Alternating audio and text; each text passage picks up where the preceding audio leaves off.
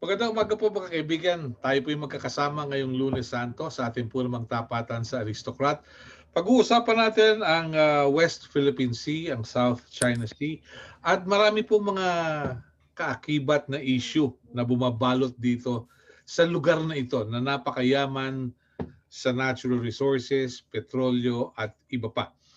So, ngayong araw na ito, mapapag-usapan po natin kung ano ang nagaganap doon sa Julian Felipe Reef. And we're happy to have with us former Secretary Rafael M. Alunan III, dating Secretary ng DILG at Department of Tourism. Ganon din po naman si Colonel Alejandro Flores. Siya pong Pangulo ng Philippine Council for Foreign Relations at Chair at CEO ng Hariban Foundation. We're expecting General Carlos Taniega, the former Western Command Chief. And we are also expecting Ambassador Jaime Bautista, former Philippine Ambassador to the Russian Federation. We have with us on board General Edilberto Adan, and he was the former Executive Director of the VFA Commission at ranking military officer din. Si Dr. Lucio B. Pitlo III will also join us. He's a fellow of the Asia-Pacific Pathways to Progress. Ganon din po naman si Dr. Aaron Jed Rabena, another fellow of the Asia-Pacific Pathways to Progress. And we're happy to have with us, kasama po natin, ang Associate Dean ng College of Law ng UP, si Attorney J. Batong Bakal. So let's start our discussions, and we'd like to greet our friends from the media, from the local and international media. We're also on Facebook Live. We'd like to have the brief opening statements of our guests. Secretary Rafi Alunan, your brief opening statement, please. Thank you very much, Melo, for inviting the Philippine Council for Foreign Relations. We're very happy to join you to discuss this very important point regarding the latest developments in the West Philippine Sea. I'm joined by various members of and officers of the Philippine Council for Foreign Relations. So we're ready to participate and engage in a fruitful discussion today.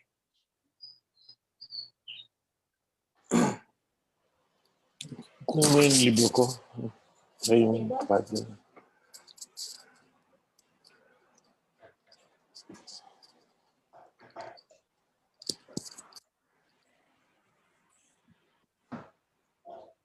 Attorney J. Batong Bakal, may we have your opening statements on what's going on? Hi, good morning, Melo, and to everyone in the press and those who are watching. Notebook. Thank you for coming over online to talk about what's happening right now in the South China Sea and the West Philippine Sea, particularly on Whitsun Reef. But as we know, there are also other developments elsewhere. So we hope that we can have a good and fruitful discussion on these events and what they actually mean for us as a nation. Thank you. Thank you. Si Dr. Lucio Pitlo is also with us. Dr. Lucio Pitlo, good morning and welcome to the discussions. Your brief opening statements, please. Magandang umaga po, sir. Good morning po to all participants. I'm privileged to join this morning's conversation. Lucio na lang po. Of course, these developments are very important to us as a key stakeholder and key claimant in the West Philippine Sea, South China Sea.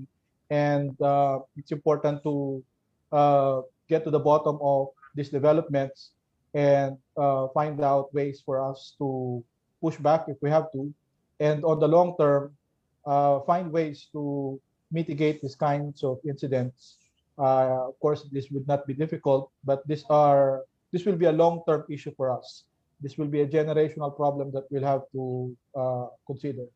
And I think the galaxy of speakers that we have assembled this morning will be more than qualified to say their piece on this unfolding drama. Okay, so let's begin our discussions. You know, in 1988, and that was a long, long time ago, then Senator Letty Ramos Yahani, speaking before the kapisanan ng mga broadcaster ng Pilipinas in Legazpi City, said, yung Strait of Malacca ang nakikita niyang pagkakaguluhan dahilan sa proximity nito at yung kahalagahan nito sa international shipping. Mahalaga po ito. Pero Hindi nagtagal, lumabas na ito yung South China Sea na mayroong vast potential for petroleum, natural gas, ganun din sa marine resources, at napakahalaga rin ito sa paglalakbay sa pamamagitan ng karagatan. Nadama natin ang presensya ng China nung magpalakas sila ng kanilang hukbong dagat, pinalakas din ang kanilang hukbong himpapawid, at ginawang bahagi ng kanilang sandatahang lakas ang kanilang Coast Guard. Bahagi po ng South China Sea ang sinasabing pag-aari din ng Pilipinas, ng Vietnam, ng Brunei, Malaysia at ng Taiwan. Ang Indonesia ay nagparamdam na rin. Ano nga kaya? May patutunguhan kaya rito ang ASEAN? Magkakaroon ba ng unified stand considering na matagal nang hinihintay at pinahihinog yung Code of Conduct? So let's begin our discussions today. Okay. Siguro for perspective, si General Taniega yata yung nakita ko, nasa linya. General, kayo na po ba yan? Oo. Yeah, magandang umaga, General Taniega. Kayo po yung dating Good morning. Nice to see you. Ka ba si Mel? Opo. Sa wakas, nagkita tayo. Pero I'd like to ask you, for the benefit of our audience and the members of the panel, nung kayo ang Western Command Chief, ano yung inyong nakita noon doon sa inyong nasasakupan? Nakita ko noon, sa katotohanan lang, dahil sa limited naman ang aking capabilities, alam mo naman ang limitation ng armed forces, ano ha? Hindi tayo makapag-ikot ng araw-araw o wala tayo nitong satellite, o wala tayo nitong itong ginagamit ngayon ng Amerika, Russia, tsaka China, yung monitor. So, ang nakikita ko doon, ang movement and development ng mga property or mga islands that were already occupied by the Chinese were being developed slowly. Slowly. Why did I say slowly? Because alam mo naman diyan sa lugar na yan, pag pumasok na ang southwest monsoon, halos hindi na makagalaw ang mga assets, naval assets. So, ang ginagawa nila, pagka maganda ang panahon, yun, nagde-develop na sila. Okay.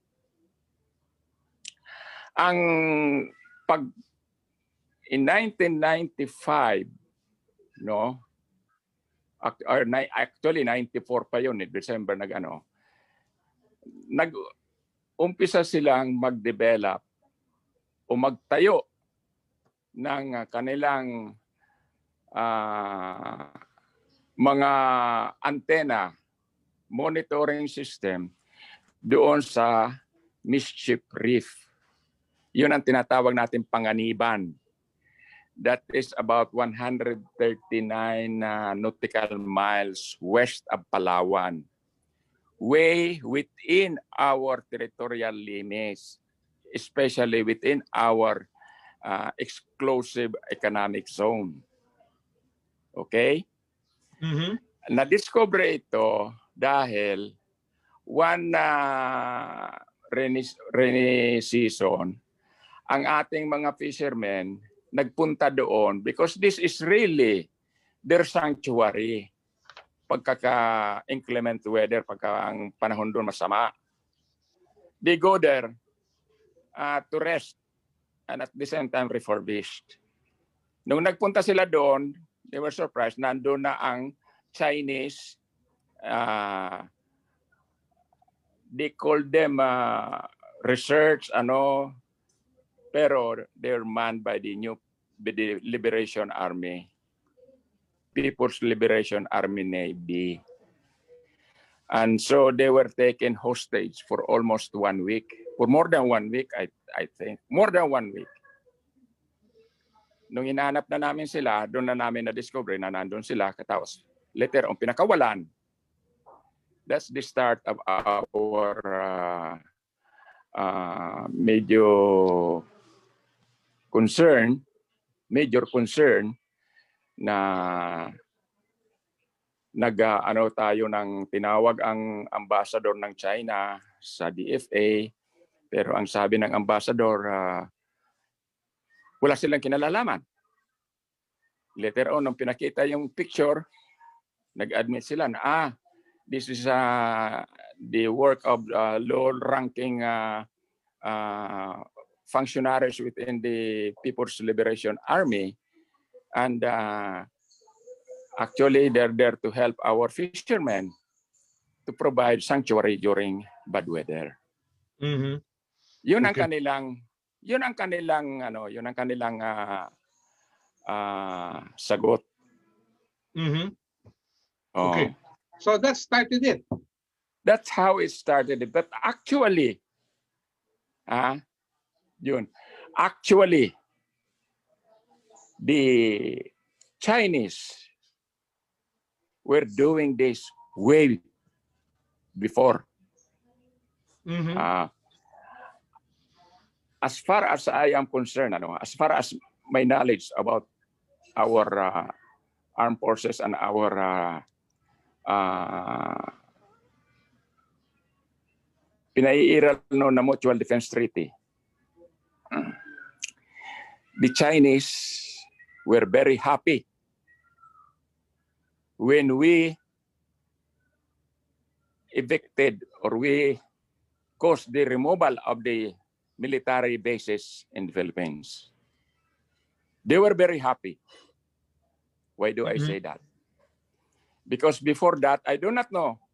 Ikaw, tanungin kita, matagal ka na sa media. When did you first heard of the 9-dash line? Mhm. When? Recently lang. Recently lang. Mhm. Ako, I heard it in 1994. I know it already that they were asserting their 9-dash line. But Okay. even before that, the only time that they made it very or internationally known was something like before 1992. 1992. Okay. Okay. Anong significance ng 1992? Yun ang pag-alis dito ng Amerikano. Mhm. Before that, they could not make it public that they own the entire South China Sea while the Americans were here. Okay. Okay. Okay, General. Sandali lang po, no? Please hang on. I'd like to ask Attorney J. Batungbakal. Attorney J, very briefly, nagkaroon ng ruling noong 2016. You had a matrix. You checked, you told us in our forum kung alin yung mga pinanalo natin at yung medyo hindi tayo gasinong manalo. Pero briefly, yung bang decision noon, merong kinahantungang mabuti para sa atin? Attorney J?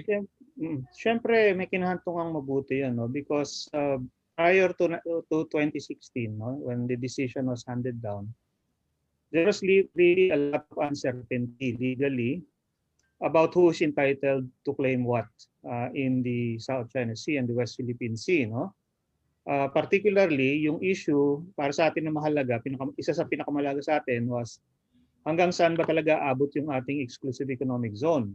Kasi kung yung mga isla doon sa South China Sea na alam natin na kiniklaim nga ng iba-ibang bansa, no?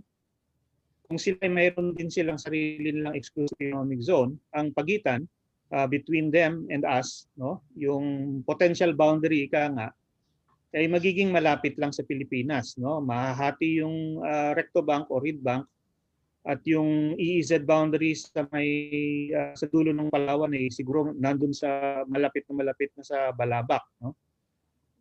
Kung mayroong mga exclusive economic zone itong mga isla na ito at mga bato-bato dyan sa West Philippine Sea. Sinabi ng tribunal na wala. Okay? So na yung mga isla na nandun, especially yung pinakamalaki, ito Aba, hindi pwede magkaroon ng exclusive economic zone at continental shelf, no? At most, 12 nautical miles lang sila na territorial sea ang meron. And that means sa labas ng 12 nautical miles na yon ay exclusive economic zone o kaya high seas, no? Depende kung gaano siya kalayo. Nung sinabi ng tribunal na hindi sila entitled, that meant na we are entitled to our full 200 nautical mile exclusive economic zone projected from Palawan, Mindoro, and Luzon, no?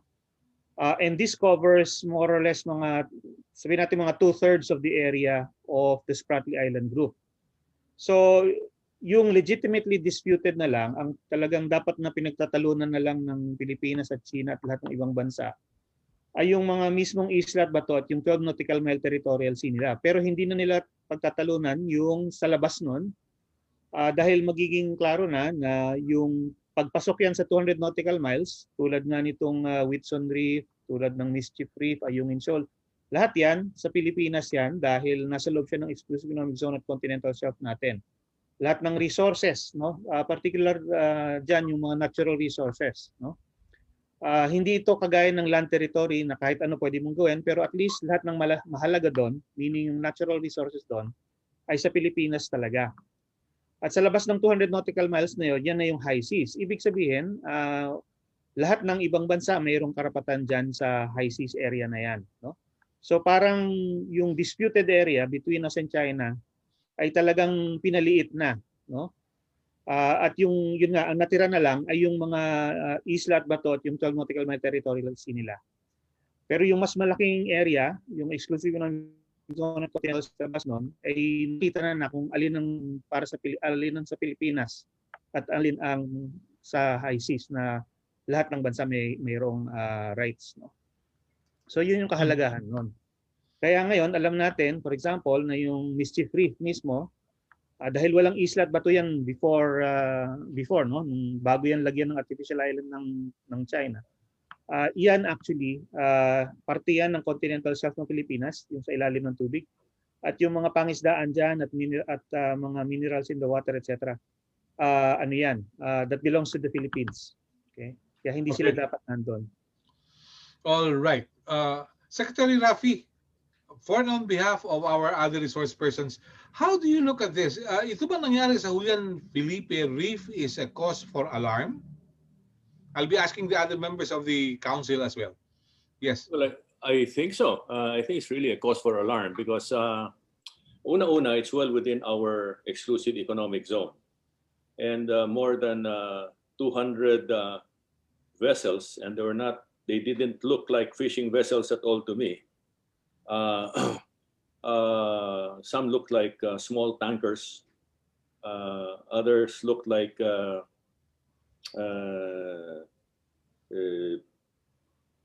different kinds of vessels that weren't really equipped for fishing. Anyway, the point is they were there parked in military formation, well within our exclusive economic zone, and they were uninvited. Normally, if you want to enter an exclusive economic zone and stay there for a stated purpose, hihingi ka muna ng permiso sa host country, ano? Pero walang ganyan. Number two, nung sinita na sila, they lied. They said that nandun lang sila to seek shelter from inclement weather. But when photos were showed that there was no inclement weather, it was good sunny weather. They still lied further that they were not violating any rules with respect to or undermining relations between the Philippines and China. The point is this, what they say and what they do are two different things in the West Philippine Sea. And unfortunately, that builds mistrust. And ang dating sa akin ay ganito. What is the point of holding discussions on the code of conduct on the South China Sea kung ganito lang ang mangyayari? Kasi the code of conduct on the South China Sea among claimant countries assumes that no one has superiority over the others. Pero ang message na dumarating dito is let's have a code of conduct, but don't forget that I have indisputable sovereignty over the South China Sea. So sa palagay ko, it's a waste of time unless China changes its attitude and behavior. To your point, going back to your point, yes, we consider that a transgression of the international order and a threat to our national security and national interests. Yeah. I'd like to ask Ambassador Jaime Bautista. You're a former ambassador to the Russian Federation, Your Excellency. Let me ask you, because our good friend Chito Santa Romana said there's still hope in diplomacy because while the DFA has filed its note verbal, it has filed its protest, and the president talked to the ambassador of China to the Philippines, they are also talking with their counterparts in China, and they have the assurance from the Chinese authorities that there is nothing probably worth worrying about. Is diplomacy still effective, Mr. Ambassador? Well, good morning and thank you for the invitation. I would like to say that I am not privy to the discussions of our DFA with their Ministry of Foreign Affairs. So first, with respect to diplomacy, as long as both countries are talking, that is good. But there is also a point at which there is no point anymore at discussions. So I don't know if this point has been reached. Mm-hmm. So as long as they talk, there's hope. Well, as long as they're still talking, it's still a good sign, particularly since I read in the newspapers that the president has summoned the Chinese ambassador. So I don't know what they will be talking about. Okay. All right. Ms. Ambassador, thank you very much. Colonel Flores, you're in the intelligence community and you're the president of the Philippine Council for Foreign Relations. What do you see in the horizon? Is there hope? From the viewpoint of the Council on Foreign Relations, there's always hope as long as we talk. Because it is not really a zero-sum game for me. When we discuss things with superpowers, with countries that are much stronger than us, they tend to perhaps ignore your importance. But it is upon us to demonstrate that we have the rules-based right and the multilateral organizations behind us to suggest that they cannot ignore our rights, and therefore they should respond correctly. Mm-hmm. Okay. Dr. Lucio Pitlo and Dr. Aaron Jed Rabena. Let's start with Lucio. How do you look at what's going on today? Okay. So let me just say a few points, Melon.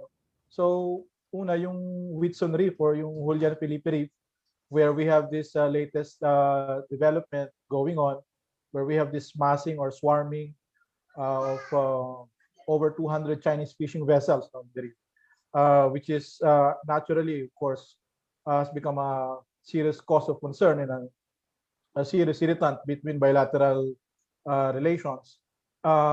Whitson Reef is part of the larger Union Banks or Pagkakaisa Banks. And in this area, in the Spratlys, we have our neighbors which maintains outposts. Vietnam has 4, China has 2. We have yet to have a feature occupied there. I think the time for that is already water under the bridge. I think it's important for us to step up patrols. I think recently our armed forces had made statements in that regard because our nearest feature to this traditional fishing ground for our Filipino fishermen. It's quite far. And so we have to make sure that our patrols would reach the area so that we can provide the safe working environment for our fishermen. And of course, to monitor. I think it's important for us to avoid one, China or other country from building structures in Julian Pilipiri, and two, avoid any country from taking measures to exclude Filipino fishermen from fishing in the area. I think those are two immediate things that we have to bear in mind. We have to put resources to prevent that. So on the defense and security side, more step-up patrols from our Coast Guard and from our Navy and flybys from our Air Force has to be done. On the diplomatic front, again, we have to raise these issues as we had been raising. So we have established a bilateral consultation mechanism since 2016. They already met for 5 rounds, the last one of which was held in Beijing in October 2019. Last year, of course, we know it's very difficult to conduct high-level in-person diplomacy because of the pandemic. The hosts for the 6th round is Manila. And I think there's no stopping us from convening an emergency virtual summit if we feel there is a need. If we feel that there is no improvement in the situation in the West Philippine Sea, by all means, I think we have to intimate that to our Chinese counterparts and call for a meeting to, again, to raise this matter and manage this incident and prevent, the occurrence of this incident going forward. Okay. I'll end there for now. Thank you. Yeah, thank you. Dr. Rabena, your thoughts, please, before I go to General Adan. Yes, please. Okay. Firstly, good morning, Sir Melo, and to fellow members at the Philippine Council of Foreign Relations, Chairman Alunan, General Adan. So I think the situation in the West Philippine Sea basically shows us the kind of security environment that we have. And the situation there right now basically warrants us to look for appropriate and proportionate actions to take as to how we could possibly make our way out of this. And I think, Sir Melo, this issue shows that the maritime disputes continue to hound the overall bilateral relations between the Philippines and China. And right now, you would see this has an impact on our domestic, on our local politics, on our domestic setting, because many seem to doubt now the efforts being done by China, in particular their vaccine diplomacy. While they're doing this, there's something going on in the West Philippine Sea. So I think for us, Sir Melo, it is important that we show our resolve in asserting our rights and interests, and also in negotiating with China. And we can draw lessons from what had happened in Scarborough in 2012, and how countries like Vietnam were able to manage their stalemate with China, for example, in the Vanguard Bank standoff in 2019. In addition, there were also a standoff between China and Malaysia in November last year. But in both these precedents, I think both parties were able to find a way out. So we really have to show our resolve. And I would say also, Sir Melo, that I would agree with Lucio that what's happening in Whitsun Reef will put to the test really the effectivity of the bilateral consultation mechanism. And I think it's heartening to hear our members of the defense establishment say that they would deploy more vessels to the West Philippine Sea, basically to show the flag. And I think, sir, this is a step in the right direction. And so basically, overall, if this drags on, I think it's not just us that will feel the pressure, but even our ally, the United States. Because the US is known as a security guarantor in the region. Now, if they can't do anything about this, then again, that would put their credibility on the line. So I think right now what we can see is it's not just us that's being pressured, but also the US. So I think this will warrant like-minded countries in the region to take coordinated steps and measures. Okay, Jed, let me ask you. There's an Asian saying which goes, when buffaloes fight, it is the small grass that suffers. I think in the battle of buffaloes, the Americans and the Chinese, we are the grass. So what future do we have? Well, Sir Melo, I guess in this case, meron pong two levels of a conflict. One conflict po is between geopolitical basically in nature between the US and China. And meron din pong smaller level of conflict, and that is between us and China. For example, sir, yung nangyayari po sa Scarborough or yung sa Whitsun Reef. This is mainly between us and the Chinese. For example, yung sa sa Reed Bank, this is also between us and the Chinese because it's about resources. Also, sir, there are certain there are certain cases where it's between the US and China, and certain situations where it's between us and China. So we really have to really examine properly the context and how we can deal with China po.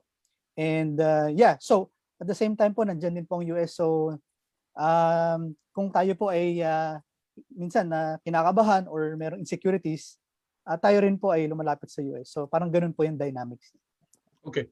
General Ed Adan, in a previous call of the Foreign Correspondents Association of the Philippines with Vice Admiral Joby Bacordo of the Philippine Navy, we asked him how he looks at the conditions in the South China Sea. And he said something like, we will not fire the first shot because in the international media, pag tayo nagsimula, talagang matatalo tayo dahil sa talagang pupukpukin tayo ng ating kalaban, ng mga Chino. Kung pag-aaralan natin yung ating resources as against China, madalas sinasabi ni Pangulong Duterte, ala tayong laban dyan eh. So ano po ang tingin ninyo? Paki-unmute lang po, General Ed. Yes. Sandali lang po. Nakamute pa rin. Yan. Yes. Okay. Well, it's well known that the capabilities of the Philippine Armed Forces have limitations, and that's why we have entered into alliances and partnerships with friendly nations, with nations with the same values, democracy, freedom. And so part of our national security strategy, and it is documented, is that we will strengthen our alliances, even as we build up our capabilities to develop a credible minimum deterrence capability, as worded before. So it's still necessary that even as we build up our capability, we should know how to cooperate with allies. It's not just the US. We have other partners in the region who view things the same way that we do. Chairman Rafi mentioned it, that the Chinese actions does not match their words. It's very important for us to realize this. We were advised some time ago by a Vietnamese ambassador, you better watch what the Chinese are doing. Do not just believe what they're saying. We have fought them for 1,000 years. And so what we see happening in the South China Sea now is the implementation of their gray zone tactics. Behind these militia vessels are Coast Guard vessels, which are well armed. They have 76mm guns, and behind that is the plan, the People's Liberation Army Navy. They have objectives there. The presence in Whitsun Reef or Julian Felipe Reef as an objective. They could be building something. They could be one of the possibilities is they're testing the waters. They're waiting for the responses, engaging the reactions of not just the Philippines, but the US. The political decision making, is there resolved? Unfortunately, on the part of the Philippines, they can see, irresoluteness. based on the statements of some of our leaders. So importante na ipakita natin na we are resolute, we are willing to defend, and we can afford to stay there. We have to show resolve. Thank you. Okay, General Adan and Secretary Rafi and Attorney Jay and Lucio, I'd like to ask you this. Vietnam has no allies. They have no treaty allies. I haven't heard of Malaysia or Indonesia having treaty allies, and yet they have the resolve. Or is it because the appropriation given the armed forces is significant? General Ed Adan, coming from the armed forces some years ago. Yes. Well, Secretary Lorenzana had said it, and we all agree that the aim is for our defense budget to be at least 2% of our GDP from the present 0.95%. So we have a long way to go. That's why it's very important that we continue with this modernization or upgrading. Unfortunately, the pandemic has wrought havoc on this budget process, on these objectives of increasing our defense capability. So we'll still have to work with other friends and allies. Yeah. Jay? Yes, please. Attorney Batong Bakal, please. Yes, thank you, Melo. Just parang reaction and additional commentary sa mga points raised. No? Number one, no, with respect to this situation in pagkakaisa bank or union banks, no, of which Whitson Reef is a part, no. Una, most people don't realize it, no, but the exclusion of our fishermen has been happening for quite some time now. In 2017, there was already a report in the news that Filipino fishermen were fired upon, warning 17 ito. The incident was downplayed, and in fact, the fishermen.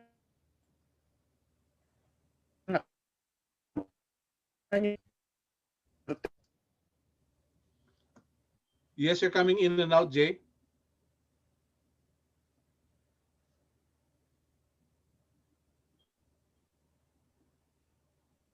Yes.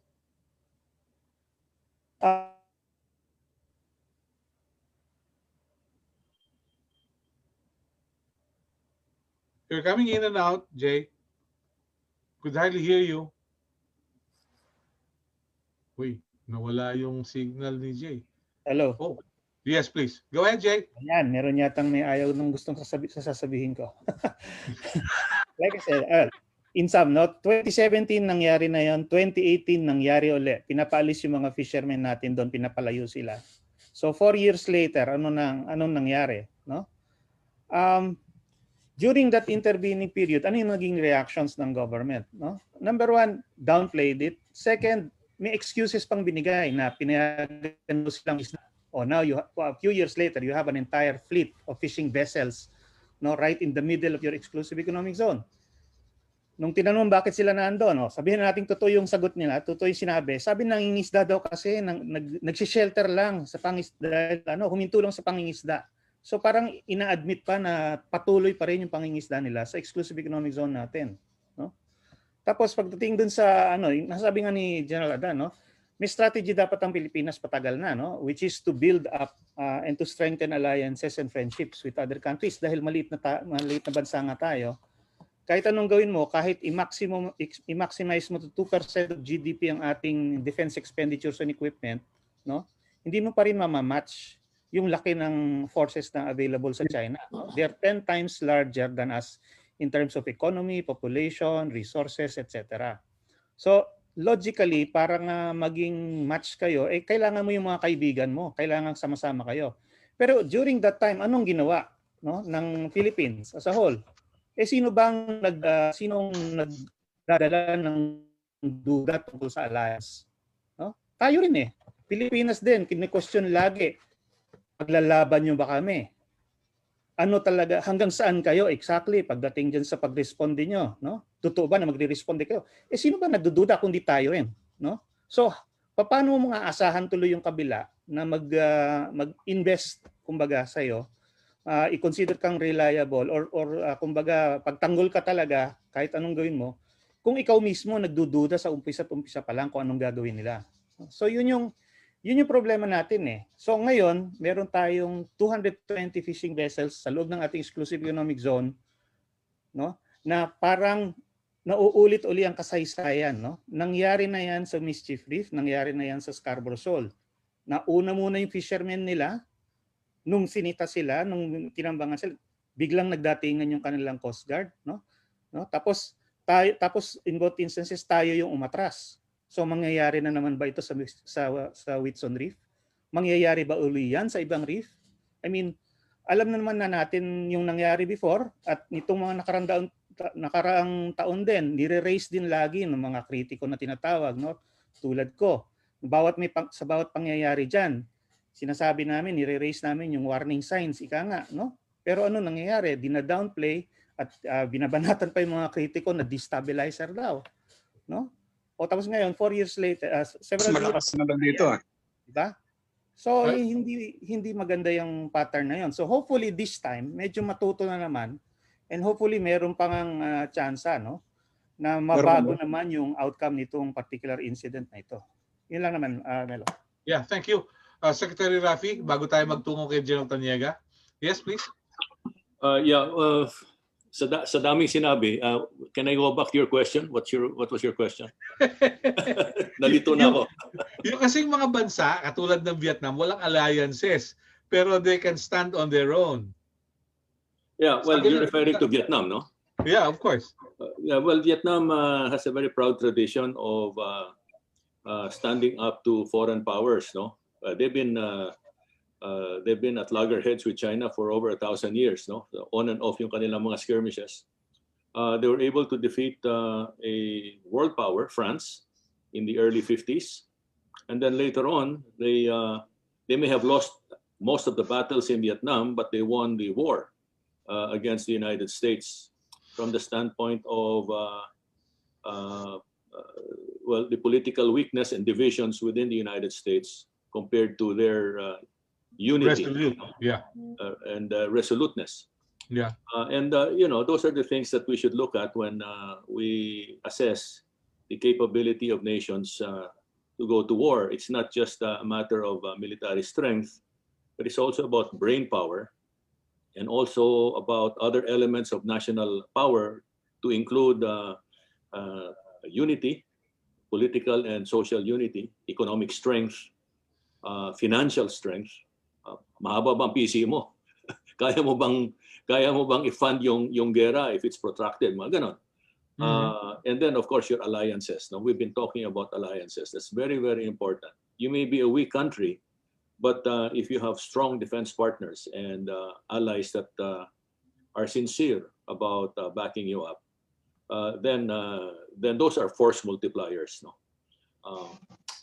that's the thing that I admire about Vietnam, because to them, their defense is a sacred duty and responsibility. They don't depend on other countries to do that for them, right? And because of that, it has strengthened their national character and strengthened the resolve to stand on their own 2 feet with great pride. With great pride, and that's something that we should learn from, because those are good examples of governance, good examples of what citizens and nations should be like. No, maraming mga magagandang mga ehemplo sa labas, and we should be smart enough to look at ourselves, look at our weaknesses, and see whether the strengths of the other countries can be used to strengthen ourselves.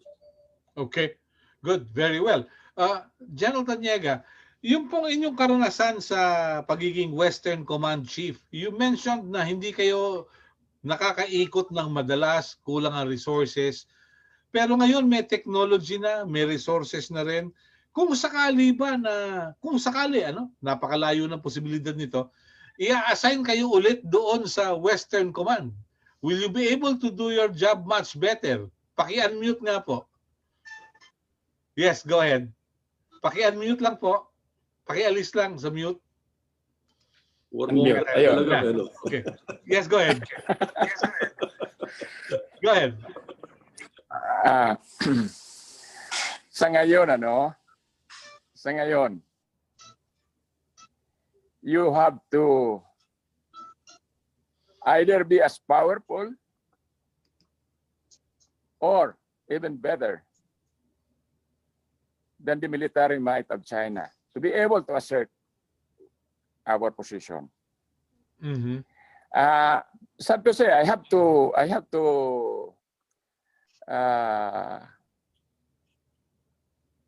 follow what our president is saying. Wala tayong magagawa. Hindi ko kaya ang China. No? But there were so many things that were mentioned by the other speakers. Like, for example, relying on our alliances. That is one good, positive way that we can strengthen our position. But unfortunately, I do not know if this was observed by most of us. The Chinese will not talk to the group of claimants as a group, but would rather talk one-to-one. Bilaterally. Why? Why? Because they can bully. They can bully. But they cannot bully the alliance. They have violated several instances already. Na-mention ni Secretary Alonan yung Code of Conduct. That was violated already several times. No? Unfortunately, if we will insist on that, if we will insist on that, China will not listen to us. They will not negotiate with us on that basis. That's why we were forced to go to the International Court of Justice for the resolution nga nakakuha tayo ng ruling, which even that was not recognized by China. Now, ano pa ang gagawin natin with this development?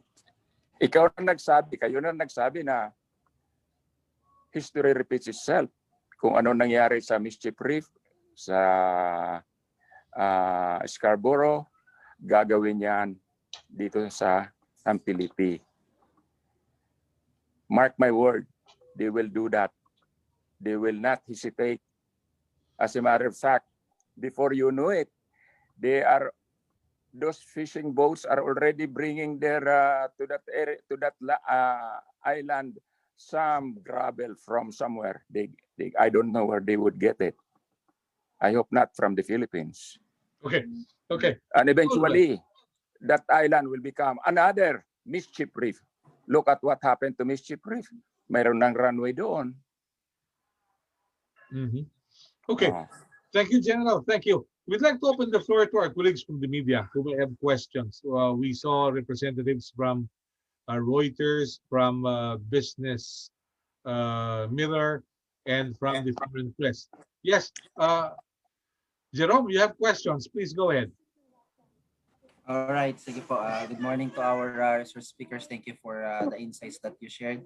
I'm just a bit concerned on the timing. It's gonna be election season very soon. So usually, historically, what happens with our relations with China, or is there a timeline that we should be aware of for us to move to this what you call it, more alliances before President Duterte and the administration goes on busy on the election period? Thank you. And to whom is the question addressed? Yeah, to anyone po. To anyone. Yeah, Secretary Rafi. Yeah, Secretary Rafi.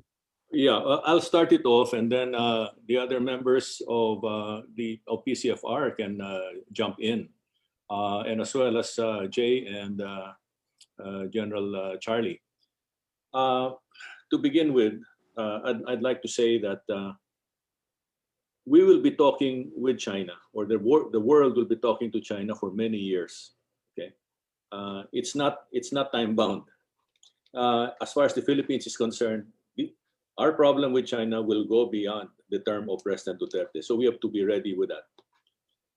Somebody told me once a few years ago, be prepared to talk with China or to engage it for the next 1,000 years. Because patience is one of their eternal virtues. And they'll talk you to death until you give up. Okay? So you must never give up. Number two, in terms of timing, I think we have to look at China. This year is a critical year for them. To begin with, the National Congress is ongoing now. And the centennial of the Communist Party of China will be on July of this year. There are talks, and these are from people I know in Taiwan, who are very, very anxious and tense about the possibility of China using force on Taiwan this year and present it as a trophy, aside from Hong Kong, to the Communist Party during its centennial celebrations in July. That's one. The other timeline has to do with what it plans to do between now and 2049, when it celebrates the 100th anniversary of their founding as a country. And then there is that timeline, which very few people know about, which has to do with their goal of becoming a superpower. I recall that Secretary Manglapus in 1990 sent me to attend a conference in Washington, D.C., along with Federico Macaranas, who was then the dean of an economic college in New York. And that conference was on technology. And what impressed us the most was the revelation of the Chinese contingent, where it told us that they had a 50-year master plan to become a superpower, and they were going to use technology to bring them to that desired end state. So we were calculating, work back 10 years, which is the start of perhaps their master plan, and add 50 years, no? So 1980, assume 1980 plus 50 years, around 2030, or between 2030 to, let's say, 2035, would be about the period where they would like to achieve superpowerdom over the United States. But then, of course, the calculus has changed on account of COVID, the fact that America, after a long slumber and playing footsies with China, has now awakened and has now engaged China in very serious ways, like trade wars, currency wars. They put up a space force to counter China's increasing dominance of the space domain. They're now building a 355 ship navy.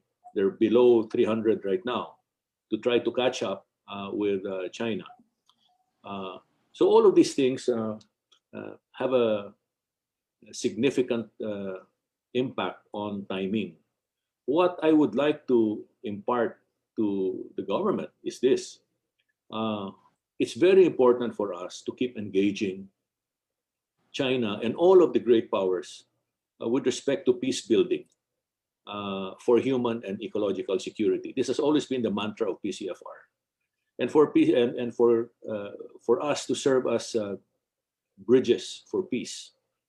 But on the other hand, while we're trying to work for the best possible outcome for the human race. We also have to know and understand the fact that history repeats itself, and that we have to prepare for the worst case scenario at all times, because first and foremost, it's our constitutional duty to defend and protect ourselves, whether or not we have allies. So preparing ourselves for the worst case scenario is something that must be on a continuing basis. General Ed talked about at least setting aside a budget of 2% of GDP for military modernization. But I would like to add that in engaging and preparing for the worst case, it's not just the strength of our military, but the strength of our nation, the whole of nation's strength, which fall under the rubric of national power. We have to be socially and politically united. We have to have a common sense of purpose, a long-term vision. We should know where we should be going and what we want to be in the future, and we should work towards that on a united basis. President Ramos gave us the mantra years ago when he was the president, and he had a 9-word mantra, but the first 3 words are the most important at this point of our conversation, which are unity, solidarity, and teamwork. And the reason why he kept on emphasizing that is because he realized, we all understood during that time, that we were not united, we were not in solidarity with each other, and we were kanya-kanya. And that continues to be a major drawback of our government and our society. And unless we transform ourselves to be different from what we are today, it's going to be very difficult for us to gain the respect of both friend and foe as a worthy nation. As Joe Almonte once told me, ang problema sa atin, we have behaved so badly that we are not looked upon with respect by both friend and foe. We are unworthy in their eyes.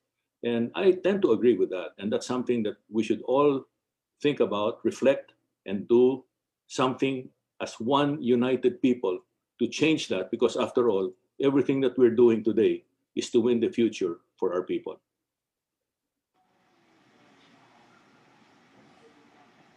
I wish people would have that mindset, no?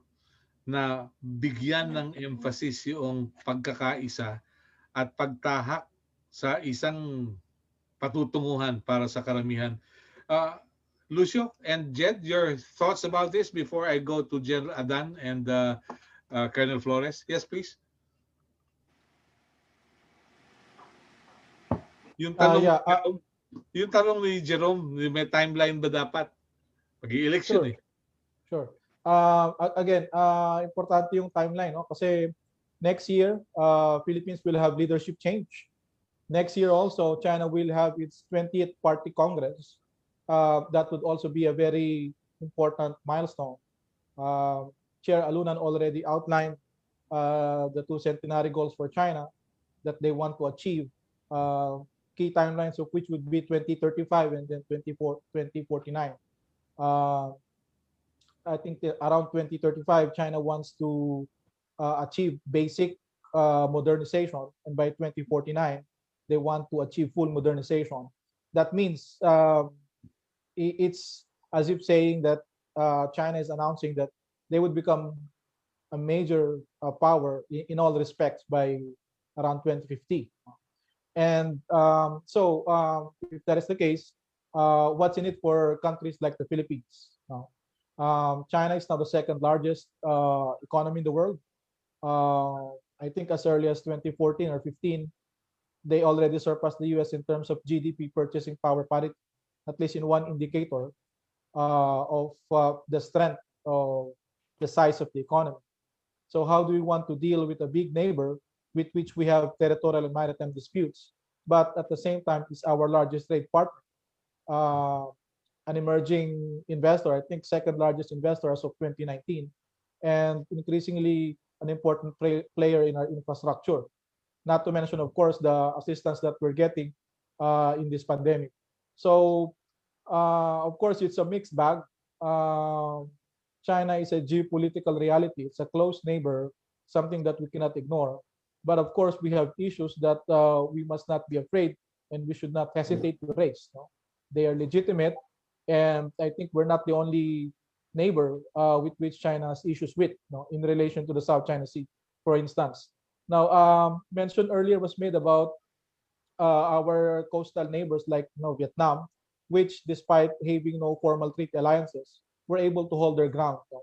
So I would like to emphasize the points made earlier by General Adan and Chair Alunan about the significance of cohesion, resolve, and if I may add, continuity.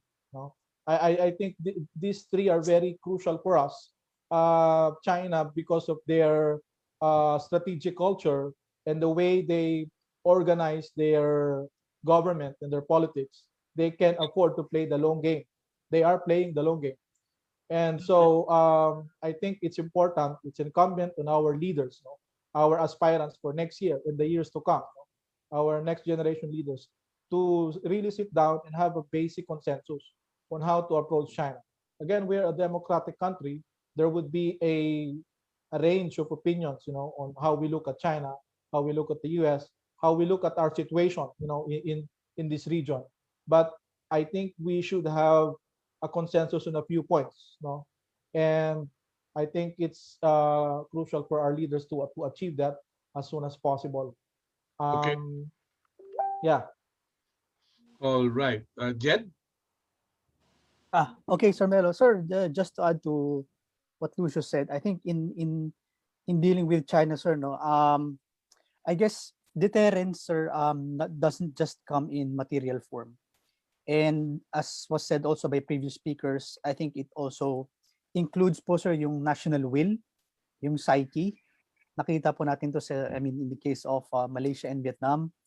And, sir, these countries, wala po sila sinasabi ng parang hindi natin kaya yung China, wala tayong laban sa China. Yung mga defeatist or underdog statements. Okay po siguro to kung tayo-tayo lang, yung domestic audience lang yung nag-uusap.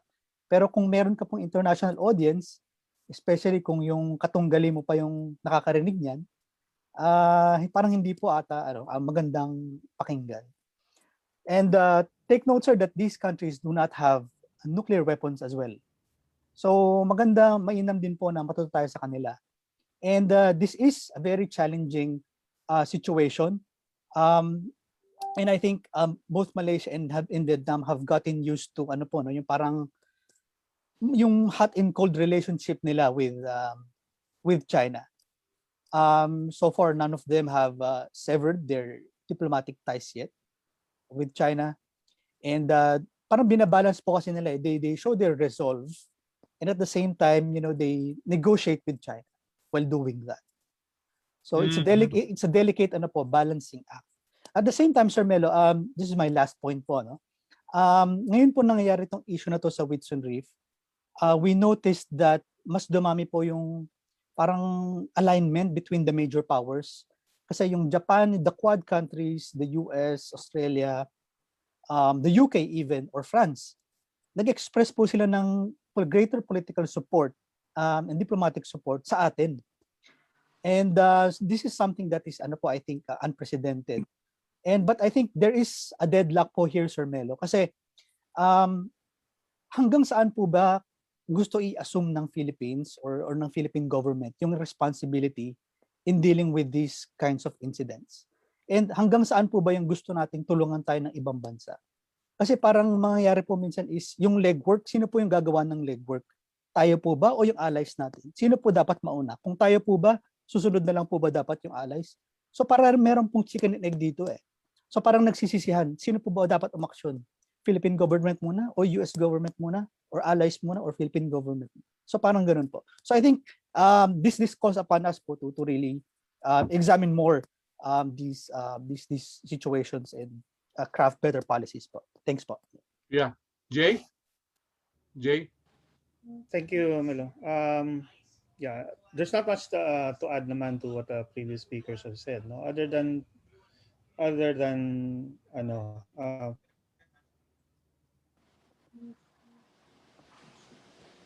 Yes. this is part of the long-term strategy on the part of China.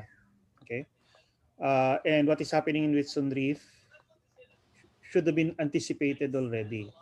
Okay, and we should have been prepared. Okay. Now, tama rin si Jed, unprecedented yung support yung expressions of support by other countries in this particular instance. No, it's immediate. It's very clearly pointed. No, and it's up to us as the country directly affected to now be able to leverage that support in dealing with China diplomatically. Okay. We have to remember, no matter how you look at it, we are the ones calling the shots in what happens in our exclusive economic zone, continental shelf, in any of these disputed territories. Okay, we cannot throw to anyone else, whether even the U.S., no, the burden, no, the responsibility for directing where these events. Yes. Hello. Hello, Jay. Yung internet natin. Kakaproblema. Nako. Problema yung internet talaga.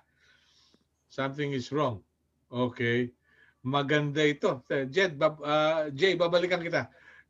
Yes, Colonel Flores. Your views, please.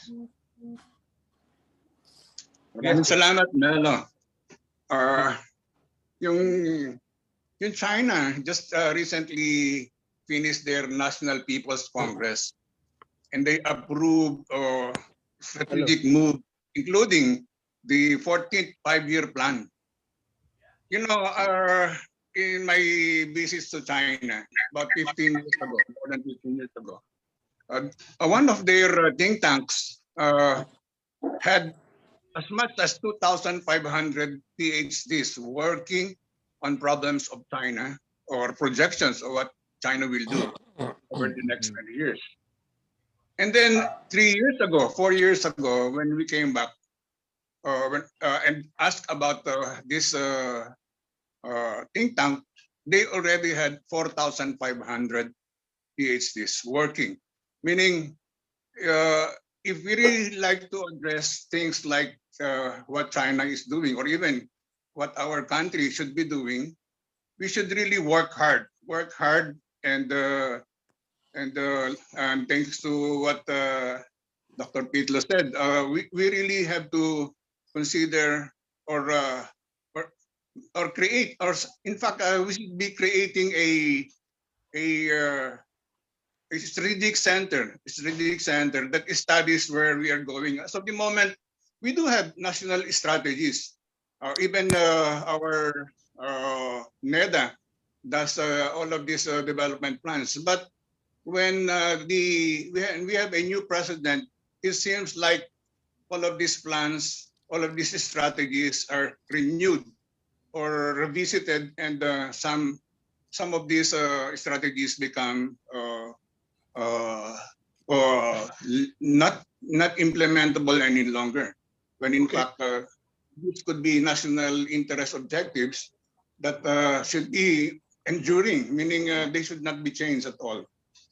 Anyway, Melo, I'd like to also talk about the diversity and environmental concerns about the South China Sea.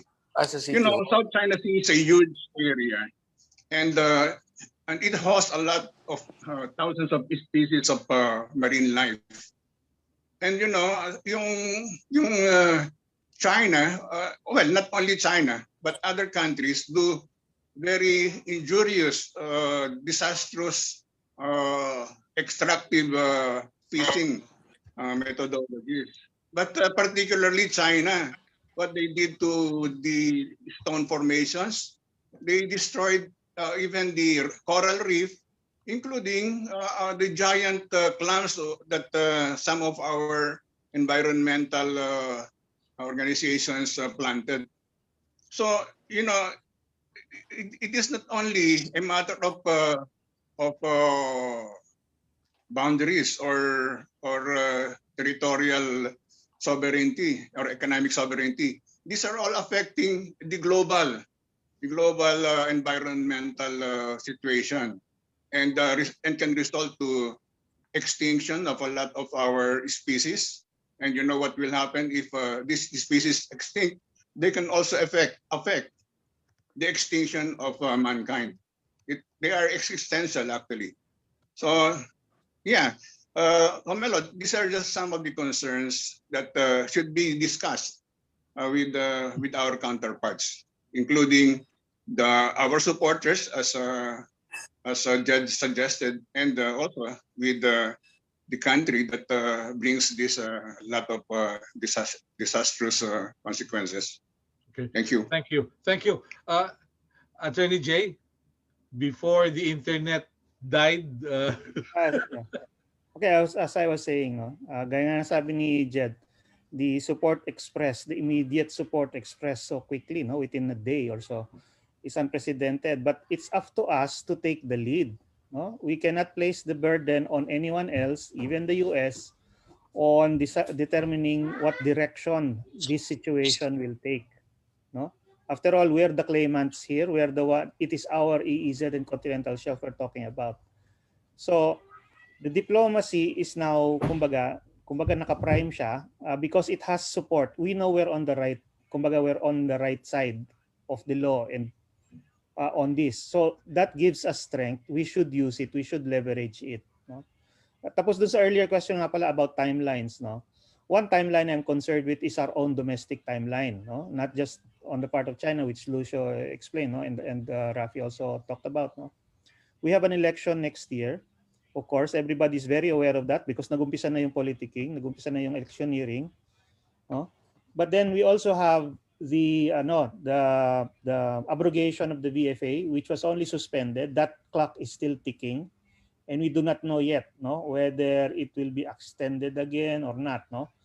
But clearly, the timeline is converging because that means that within the next few months, the conditions for a crisis, no, to our disadvantage will also be ripe. Medyo vacuum in leadership, it's possible. Uncertainties in what to do, no, will be there. At the same time, on the other side, the need to show, to create a victory for whatever purpose, to strengthen the nationalist fervor, etc. All the conditions are ripening for that event, no? And that could happen with respect to the West Philippine Sea.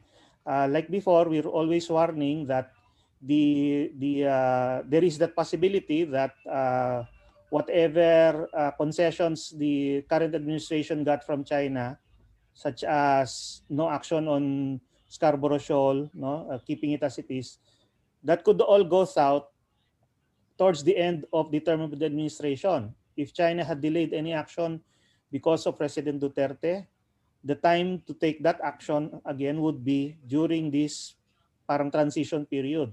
So we have to watch out for that as well. And that's why we need to be very sure this time, no? We have to really show resolve this time, and we have to be very clear, no? What direction do you want to take with respect to the West Philippine Sea? Hindi na pwedeng puro postura lang. We have to really lay out for ourselves, for the nation, and across political alignments.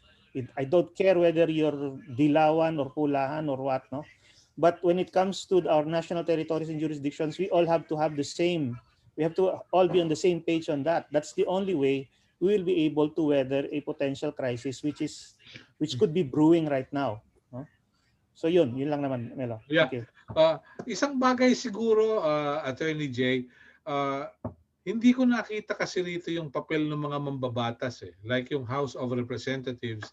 Mukhang ang kanilang pinagkakaabalahan ngayon ay yung pagpapatalsik kay Justice Marvick Leonen kaysa sa dun sa ibang mga paksa na dapat natin pagtuunan ng pansin. Jay? Well, that's true, no? I mean, that will already go beyond our topic. Pero yeah, nakakalungkot nga, no? Yung priorities ng current government laging hindi yata tinutumbok yung tama, no? Like naghahanap ng communist sa UP, yung pala nandun na sa Whitson Reef, nagagather na yung ibang klaseng communist, no? Or ayan, charter change at saka impeachment ang inatupag, no? O kaya yung we have a major public health crisis going on right now. Diba? Yeah. I mean, ang daming dapat talagang pagtuunan ng pansin pero laging sablay yata yung focus. Yeah. Okay. Malupit, ano? Siguro si Secretary Rafi will bear with me when I recall a great singer by the name of Jumides Maturan. Sabi nung ilan, may he rest in peace. Si Jumides Maturan may not have been that handsome, but he won because of perfect timing. Mukhang yun yata ang wala sa atin, ano? I don't know. Pero we're not talking about amateur singing contests here. Jerome, may dagdag ka pang tanong? Jerome? Yes, sir. One more, sir. Again, related to election. So, of course, this administration has been beneficial for Chinese policies for their goals in the South China Sea. So, how do you expect China to play a role in the upcoming elections? Takers? Sino kaya? Secretary Rafi? Well, we can only speculate, but we must remember na ang Pilipinas occupies strategic real estate. And we are always the target of great powers in terms of influence, no, and persuasion. Meaning to say that whoever is able to influence and persuade the Philippines to move over to its side will have the advantage of projecting its power in the Indo-Pacific. The Philippines is flanked by the South China Sea and the Pacific Ocean.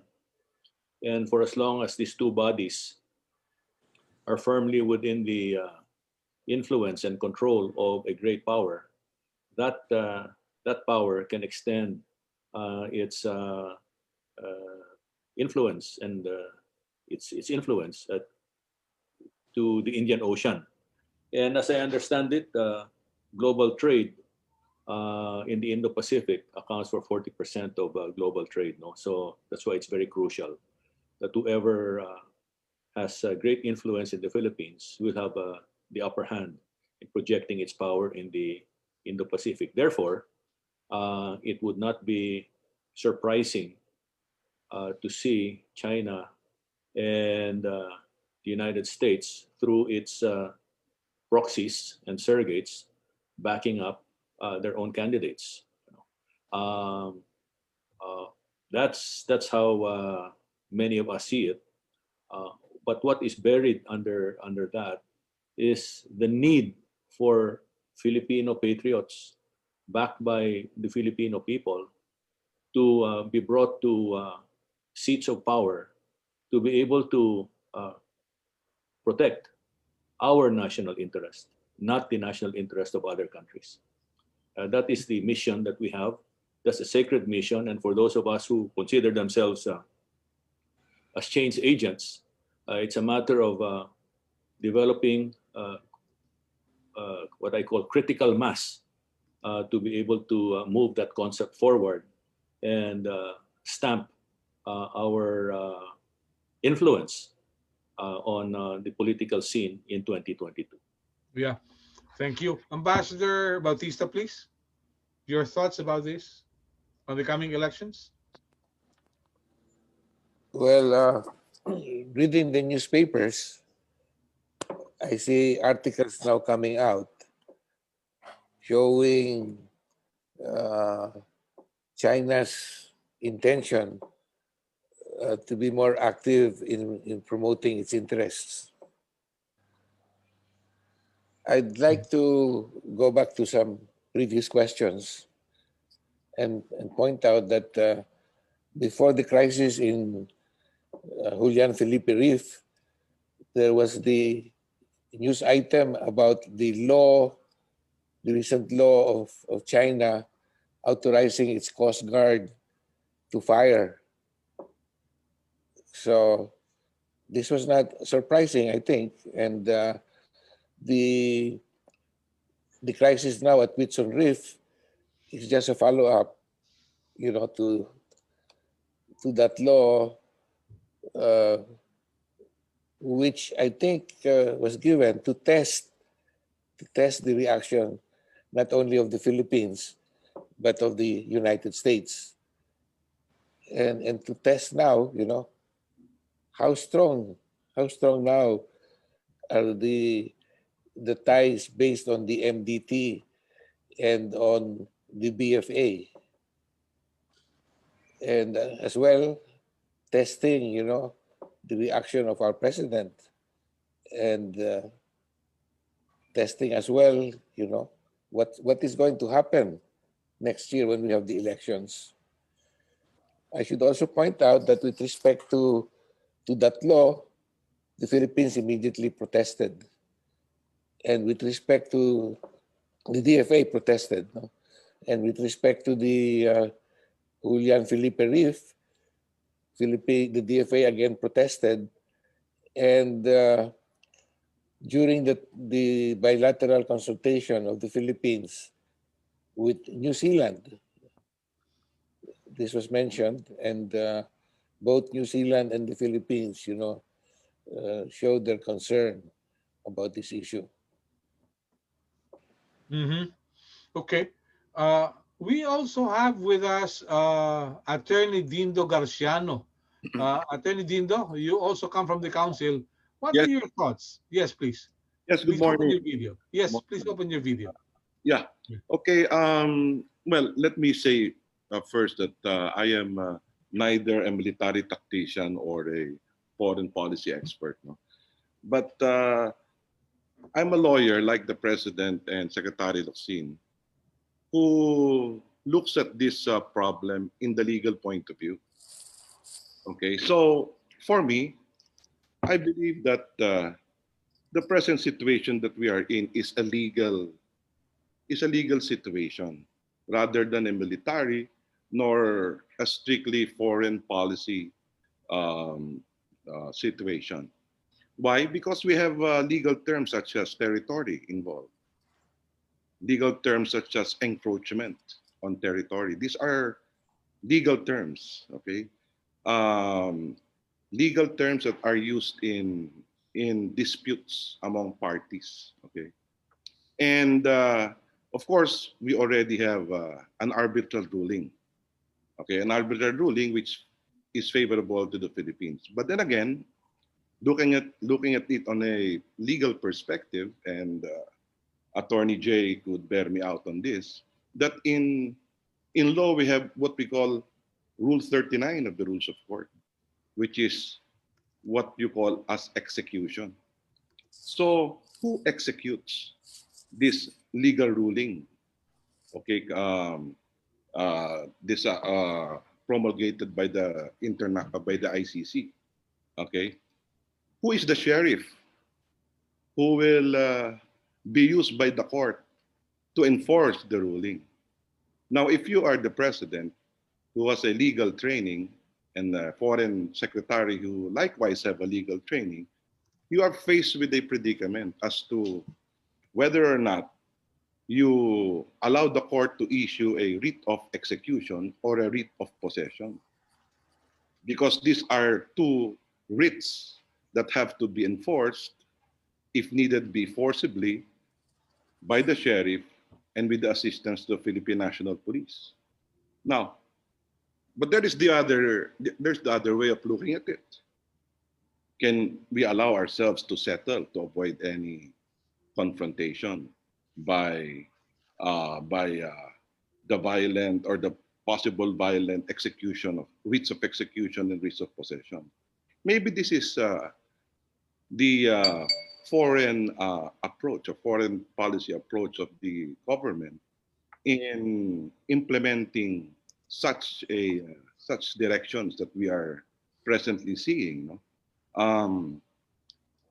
Taking into consideration, of course, that also in enforcement of court actions in litigation in the Philippines, the sheriff would always look at the area of execution. If you look at the area of execution in this case, if you implement the arbitral ruling, you are talking of the Philippines, which was mentioned by Secretary Alunan, is in a very strategic position. in the world, in this part of the world. If we would remember that in World War II, the interest was in no other country but in the Philippines. Japan was interested in the Philippines. The United States was interested in the Philippines because of our strategic location. Okay. So maybe these are the things that are in front of the policymakers right now, who are both lawyers. No? So, and maybe they are looking at the possibility that violence might unwarranted violence might erupt. No? But more than anything else, as I have said, this is a legal problem. This is a legal problem that entails a legal solution rather than a military or a tactical solution. Thank you very much. Thank you. Thank you. All right. We have Recto Mercene or Lip Wang. Gentlemen, would you have questions for our resource persons? Please come in. Recto or Lip? Hello, can you hear me? Yes, Recto. Go ahead. Good morning, everybody. Lagi natin sinasabi, that the Filipinos must unite together. Ang worry ko lang, we have been under the Americans for 100 years. Practically lahat ng Pilipino may kamag-anak sa Amerika. So that is the root of our disunity, Even if we would like to side with China, we cannot avoid thinking that for the past many years, we were close to America. So can anybody propose how we can achieve unity in the face of this dichotomy? Okay. Thank you, Recto, for the question. Ganun lang po talaga ang boses ng kasama kong si Recto. Pasensya na yan. Wala pong sore throat yan. For the longest time, ganyan lang ang boses niya. Rafi, Secretary Rafi, please. Yeah, kumusta Recto? Long time no hear. Yeah, salamat. Thank you. Akala ko nga na-COVID ka eh. Wag naman. Well, the source of our disunity lies beyond our choosing sides between the US and China. I think it has to do with our lack of a sense of nationhood, a lack of a sense of national purpose or common purpose. Maybe blame it on our colonial past, where our colonial masters at the time prevented us from knowing our history. They had to erase knowledge of our history to be able to impose theirs on us, their culture on us. Well, after 350 years of colonialism, it really damaged us to a large extent, which is why we're struggling at this point on how to pursue our independent foreign policy, or what I would rather prefer to call interdependent foreign policy. Because in order to pursue an independent foreign policy, we must move as one nation. This is the time when we must apply the whole of nation principle, because our national interests are at stake. So we have to go deep down. We have to do a deep dive on the causes of our disunity and start from there. Start from the root causes, because they're cultural, they're economic, they're social, and political. To me, in a very simplistic way, it boils down to one thing. The reason why we cannot come together as a nation and address the common good or the higher interests is because we are kanya-kanya. We are inward looking.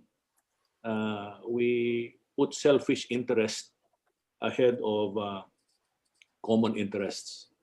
And that will require a great deal of re-education on our part for the older generations, and transformative education on the part of our younger, much younger generations, particularly those whose characters are still being formed.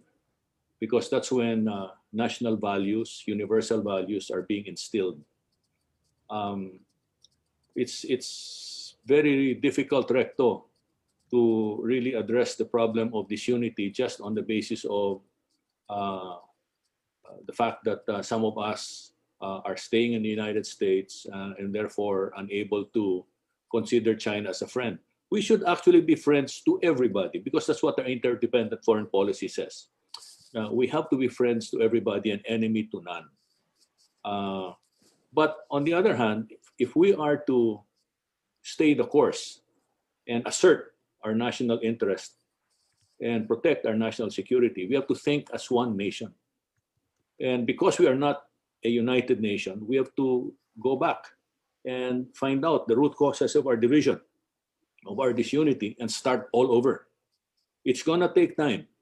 It's going to take time. But for as long as we realize what the problem is, 50% of the problem is already considered solved. The rest has to do with a sustained effort beyond the term of a president to be able to right the wrongs and put us back on the right track. Okay, thank you. Recto? Thank you. That's all, sir. Salamat. Okay, thank you. All right. We'd like to acknowledge our friends from the foreign media watching us today. Lip Wang is here with us. He's from Guangming Daily, and he's listening and probably may have some questions a bit later. Okay. All right. Is the situation going to escalate like what happened in Scarborough Shoal? That's a question of our good friend, Lip Wang. General Adan, please, your thoughts? General Adan, yes. The question is it going to escalate? Yes. The objectives are clear. Long-term objective is military control of the South China Sea by China, and that would mean rejection or denial of the dominance of the U.S. forces in the region. So, control is the objective. And will it escalate? China is using not just military coercive activities, as we can see, and the doctrine is, as we have mentioned in several fora, is the unrestricted warfare, using everything: political, economic, psychological, and allies and partners and friends, including the Philippines, of course, should be very much aware of this doctrine and how it's being implemented. To frame the current conflict in terms of military confrontation is simplifying it. China's initiatives run much more complex, are much more complex. And as earlier cited about the timing, with regards to the election, China would support a candidate for the 2022 election who would continue with the friendly, appeasing, accommodating stance of the current leadership. The objective by 2022, I would like to think, would be the end of the U.S. military relations by cutting off the VFA. And therefore, we should all be aware of these sophisticated tactics. It's not just military confrontation. So escalatory, yes, I think China will continue to test the waters, find out the responses of all stakeholders in the area. Okay. They will escalate. Okay, thank you. Attorney Jay, your views, will it escalate into what happened like in the Scarborough Shoal? Okay. Yes, Melo. I'll keep my video off. Hopefully that will resolve any bandwidth issues. the potential for escalation is there, of course, no? As long as the two sides will only insist on their position and not budge from them, no? So that is always a possibility. But hopefully nga, this time, no, given that there are some parang additional factors different from Scarborough Shoal, that the parties will not parang reach a point of no return like they did with Scarborough. Okay. It depends really now on skillful diplomacy, and diplomacy is not only about talking with the other side, no, but also knowing and building up your own strengths, no, so that when you talk with them, there is some credibility in what you're saying that you will do, no. So hopefully hindi naman umabot sa ganon. Okay. As far as I'm, but let's be clear, no. Even if this situation is resolved, shall we say, nominally favorably, nominally in our favor, meaning that that entire fleet there at least disperses, no. The situation overall is still the same. China has still made inroads into the West Philippine Sea, and it has established and is maintaining its network of military bases there, no? So even if they withdraw temporarily from Whitsun Reef, we can expect, and we should be vigilant. We should be vigilant about all the other places where this can also happen, no? And we should, as earlier mentioned, no, address this issue consistently, no, with resolve, no, from now on, and not be swinging back and forth again. Okay. Yeah, thank you. Jed and Lucio, short reactions, please. Will it escalate?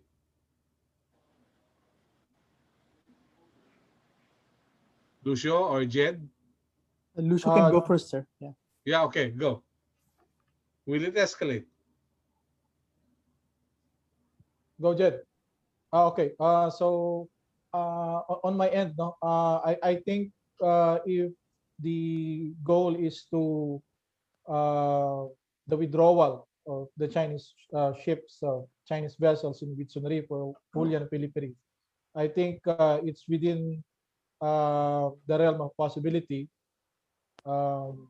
So this incident naman reminds us of what happened in 2019 and last year, you know, in Pagasa Island, where we also witnessed the massing of Chinese vessels in our largest occupied feature in the Kalayaan Islands. You to monitor, you know, as we are trying to upgrade, you know, our decades-old facilities in Pagasa. So as Attorney Jay mentioned, you know, maybe the reason behind the probing activities of China these past few days was to test the water, so to speak, considering that we will have a leadership transition in less than a year's time. So I think it's important for us, again, you know, diplomacy and to invest in our deterrent capability. China's presence there is already established, no? And you know, with them building artificial islands, with in Union Banks, for instance, they have 2 outposts already. So it would not be unsurprising at all to see Chinese ships operating in the area, despite, you know, our displeasure, you know, our dismay against it, you know. And so I think more than diplomacy, we also have to, you know, invest, you know, we have to put resources where our interests is, you know, and that is to make sure, again, the price of sovereign rights and sovereignty is vigilance, no? And we have to make sure that we are there, no, not as always, no, as a reactor, no, to what is taking place, you know, but you know, to be proactive in preventing right at the onset. Okay. And sustained patrols will be very important in that regard. Yeah, thank you. Jed, before I go to Colonel Flores, yes, please. Yeah, Sir Melo, I think 2 contrasting cases po, sir, na pwede nating makita rito. One is yung what had happened po in Scarborough. You know, China was able to really take control of it. And at the same time, sir, as I mentioned a while ago, meron din pong cases between China and Vietnam na natapos po o nawala po yung standoff. Eventually, nag-cite po ng public reasoning yung China why they withdrew from the area. The same is true po in the case of Malaysia. So these are the two possible scenarios po, Sir Melo. So hopefully po ngayon, since mag-convene pa lang po yung bilateral consultation mechanism, we've already expressed our displeasure. So hopefully magkaroon po ng magandang resolution nito at hindi na po umabot dun sa kagaya ng Scarborough. And lastly, Sir Melo, I think yung pagpapakita po ng resolve, tama po yun, mag-file tayo ng protests. But it doesn't end there. Kasi kung yung man at the helm ay kunyari ka-counterin naman po yun, iba naman po yung tono ng kanyang statement. So kumbaga parang mawawala po yung consistency, ma-offset. So dapat po consistent lang tayo sa pag-object at sa pag-engage. Thank you po. Thank you. Thank you. Yes, Mr. President Alejandro Flores, please. Will it escalate? Teka po, naka-mute pa kayo? Paki-unmute lang po. Oops. Oops, one more. Go. This is in relation to China's intentions. While we are preparing or maybe organizing multilateral action or diplomacy against China, perhaps we should also try to draw or imagine what is the real intention of China. And a lot has been said about control, and I think that is really the end that China would like to have as far as South China Sea is concerned. There are 4 xias. Xias are groups of structures that China has developed or has seized so that they can have the control that it likes over the South China Sea. And there's a certain truism to the dictum, in the end China will win. The reason being they persevere. They really pour or at least schedule a lot of resources to eventually capture what is it that they like over a certain area. And so what we'd like to determine as a country should be up to how much resources are we supposed to be using to confront China in this, and up to are we supposed to fight till the end, or are we just are going to calculate hanggang saan tayo pwedeng makipag iskrimahan sa kanila. In other words, it's really a whole, as Chairman Luna has said, a whole of nation approach. But more than whole of nation approach, kailangan an understanding, a total understanding of the whole of the situation. And apparently, parang hindi natin masyadong na-capture yan. Thank you. Thank you. Jel Taniega, will it escalate? Like what I stated before, China has that ambition to fill up the power vacuum. That was the result of the U.S. forces withdrawal in the Philippines. That was as early as the 90s. Now, they build up, or the People's Liberation Army justified or used as a justification for the modernization of their navy and their army on this expansion in the South China Sea. It has not moved to any other direction except that. And so we can only expect that they will pursue this until they will be able, if not to equal or surpass the military might of the United States. Several speakers I have been monitoring mentioned about the development of China, their attendance to conferences showing how the Chinese develop their resources, their technology, and what have you. These are all in preparations. So speaking of what is going on now in South China Sea, we cannot expect that China will abandon whatever they have intended for the use of that reef. For all you know, as I said, they have already started building up, and that's why there are so many ships there, allegedly fishing boats. But for all you know, they're carrying the materials that will be needed to develop again that island. They're not going to give that up anymore. Just like what happened in Scarborough Show in Mischief Reef. They're not going to give that up. Okay. All right. That is my Yeah. That is my honest understanding based on history. Okay. I have stated this in 1995 when I was talking to Rigoberto Tiglao, when I briefed him about what is the development in South China Sea. And I told him the security concern. So he published it in a Far Eastern Economic Review that this really has a far-reaching national security implication. And what happened? There's how many years? 30 years? And it will keep on going. As a matter of fact, it will even progress where you cannot, China will not look back anymore. They do not want to be considered as a sleeping lion in this region. They will assert, they will continue to assert the power that they have now.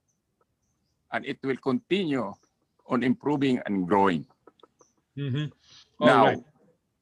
I was just listening to the commentaries of the other speakers. And I don't know if it ever occurred to you or to some of them that as a strategy or even as a background there, we should start assessing what each administration has done regarding this problem in the South China Sea. Starting with the Ramos administration, Estrada, Arroyo, Pinoy, and ngayon si Duterte. Ano ba ang mga aksyon na nagawa nila? Para malaman man lamang natin kung saan mayroon positive result, saan mayroon very negative result. Bakit? Para maituloy natin yung positive result. Yung negative result, pag-aralan kung bakit nagkaganon. I think siguro the strategists in the government now should start looking at that. I don't know for you or if this forum will be able to deliver that message. Yeah. Okay. Yeah, thank you. Secretary Rafi, your thoughts, please, before we wind up. Yeah, Yes. thank you. Thank you, Melo. I'm glad that General Charlie has provided us with a historical perspective because institutional memory is very important. But one must go back to the starting point, which was 1949, when Communist China took over the Chinese mainland from the Kuomintang. And one of the things they inherited from the Kuomintang was basically the 11-dash line, which later on became the 9-dash line. One has to look at the history of China from the standpoint of their intention, of their intent. And one of them was to right the wrongs that were committed against them by the colonial powers over 100 years ago. That's a stigma that they wanted to get over with by becoming a strong nation. And they followed, as President Babes mentioned earlier, they followed a 5-year development plan, and they're already on their 14th 5-year development plan, which was really focused on a ladderized approach towards economic development, and in the process of developing their economy, becoming a strong military power. At some point during the implementation of their development plans, they came up with their 50-year master plan to be a superpower. At sinama na nila doon, sa palagay ko, yung kanilang intention to escalate and shall we say, walk the talk as far as becoming the major power in this part of the world. Doon natin makikita yung, shall we say, yung salami slice strategy approach nila. Pagdating sa occupation ng mga features sa South China Sea, siguro maraming masasabi ang mga Vietnamese kasi nauna sila doon when the paracels were taken over in the 70s. In fact, nagkasagupaan pa nga yung dalawang bansa in the open seas, no, around the Paracel Islands. This was, I think, over Sincao Reef. At maraming mga Vietnamese na pinatay nila doon. So the use of force is not new as far as China is concerned. To assert their sovereign claims, they will use force if necessary. Ang problema, yung kanilang assertion, yung claim nila over the South China Sea and saying that they have indisputable sovereignty was thrown out of the window and trashed by the arbitral tribunal in 2016. So walang basihan yung kanilang ginagawa sa South China Sea, yung administrative control, the creation of administrative counties, so to speak, no, to control the islands, yung artificial islands, yung takeover of certain islands, yung intimidation of fishermen, preventing them from fishing in their traditional grounds. All of these are part of what they are calling bringing the people's war to the maritime domain. Okay? At doon tayo yata natatalo kasi doon sa people's war, nangunguna doon yung maritime militia nila. And we've seen the maritime militia used all these years. Walang katapusan yan. Mauuna yan. Tapos supported by their Coast Guard, which before they used to call them the law enforcement maritime agencies, and then backed by their Navy. Today, those forces have grown in number. In my latest readings, the maritime militia has over 200,000 boats and ships and about 8 to 10 million people. And these are used worldwide, primarily to support their maritime economy. But ang secondary purpose there is to occupy territory and prevent others from encroaching, no, into the areas that they've blocked off for themselves. And then their Coast Guard and their Navy have grown tremendously in terms of number of ships and tonnage. So it's so much so that their maritime force today is so formidable that it will require a multilateral approach to push them back. Now, to the question, will it escalate? Yes, it has been escalating. It will continue to escalate because the core interest of China is to control the South China Sea. Pag sinabing indisputable sovereignty, sa core interest yan. And if it's a core interest, they will go to war over it. In the case of the Western powers, their core interest is open and free seas. So nandoon ang freedom of navigation. And they're also prepared to go to war because it's a core interest. And both interests are hindi magkatugma, you know. And therefore, at some point, there will be a clash. And for as long as China pursues its people's war in the maritime domain, you can expect activities to escalate. Within our own area, nakita natin, sa 1995, Mischief Reef. Sa 2012, it was Scarborough, no? And then yung mga ginagawa nila sa Ayungin, circling the Sierra Madre, preventing resupply, preventing our fishermen from fishing, ramming our boats. All of these are part of the efforts to take control, and these are escalations. These contribute to an escalating atmosphere in the South China Sea, and particularly in our EEZ. Kaya nangangamba ako na for as long if China does not restrain itself, okay, because silang initiator. If they don't restrain themselves, they will continue to invite pushback. And we're afraid that, as President Baves mentioned, if this breaks out into a shooting war, there will be no winners, only losers, and it could become an extinction level event.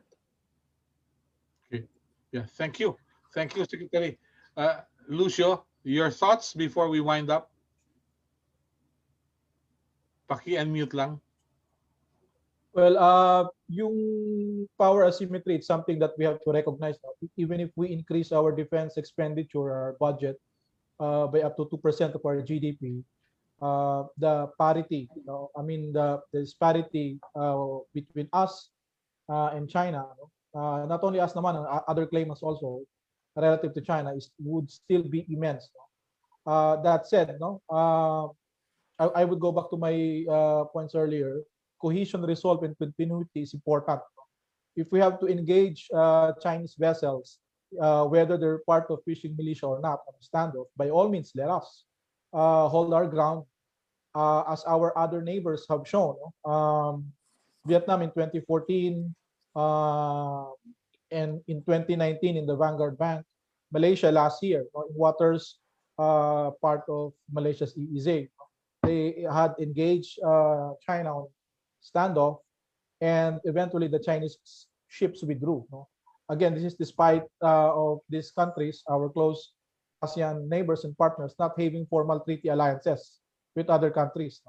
Of course, it's important for us, this increasing support, diplomatic and political support that we have been gaining from countries far and wide, supporting our position in the West Philippine Sea, expressing serious concern about developments, including the massing of Chinese vessels in Hulian and Pilipiri, and also in support of the 2016 arbitral award. So these are all welcome developments that we have, as Attorney Jay correctly mentioned, we have to use to our advantage as leverage, strengthening our hands in any effort to deal with China on the diplomatic table. So I think these are all developments that we have to watch. Our resources, modest as they may be, our advantages, we have to make full play of them as we try to deal and negotiate with our big northern neighbor. Okay. Well, on that note, I'd like to say thank you to everyone who took time out to be with us. The good ambassador will have something to say. Ambassador Jimmy? Yes? Yes.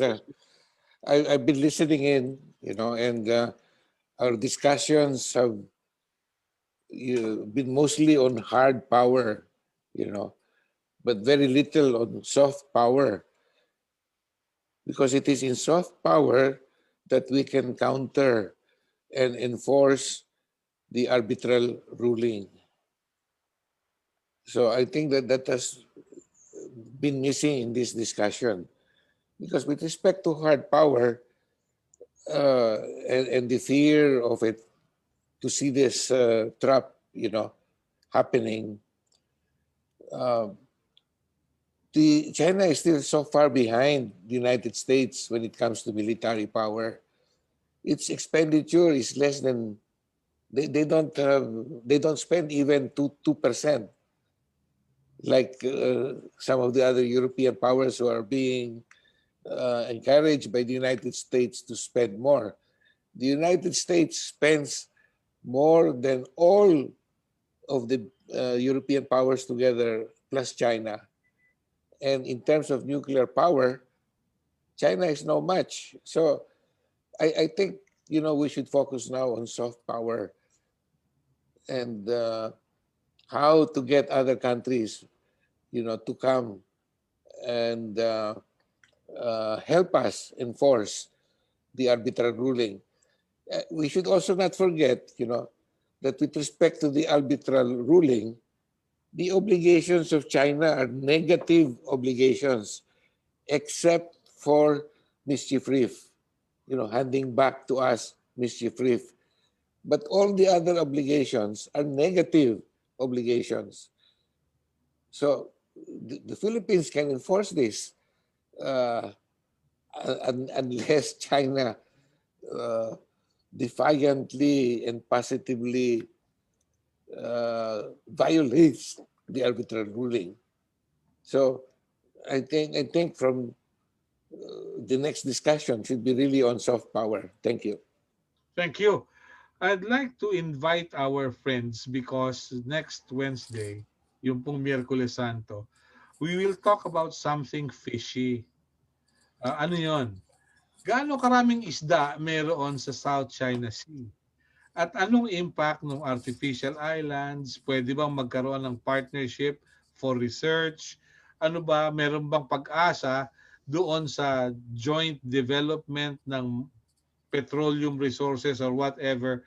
Yan po sa darating na Miyerkules. So I'll be expecting some of you to sit with us again and let's talk about this lengthily because kahit anong sabihin natin, magtalo tayo sa larangan ng diplomasya, pero kung kumakalam ang ating sikmura, meron tayong state of calamity. Kumakalam yung sikmura, wala tayong patutunguhan. So I'd like to say thank you to Secretary Rafi Alunan, to Colonel Alejandro Flores, to General Charlie Taniega, Ambassador Jimmy Bautista, General Dilberto Adan, Dr. Lucio Pitlo, Dr. Aaron Jed Rabena, and Attorney J. Batong Bakal. It's nice to have you with us. We just don't have the time to talk about the smallest details. But anyway, this is just the first step. And I hope, rather than add to the confusion, we can add to the enlightenment. No? Sa halip na makalabusaw, maliwanagan ang ating mga kababayan. We're trying to bring down the discussions to the level ng ating mga kababayan na talagang para maunawaan kung ano ang mga isyong kontrobersyal para sa ating kinabukasan. Thank you very much. God bless us all. And join me in thanking God and friends. My son recovered from COVID-19 after 12 days at the hospital, spending 9 days at the ICU. He's now back into his wife's arms, although may social distancing pa rin siyempre. Magandang araw po. Maraming salamat. Till next time. God bless us all. Thank you. Thank you, Sir Melo.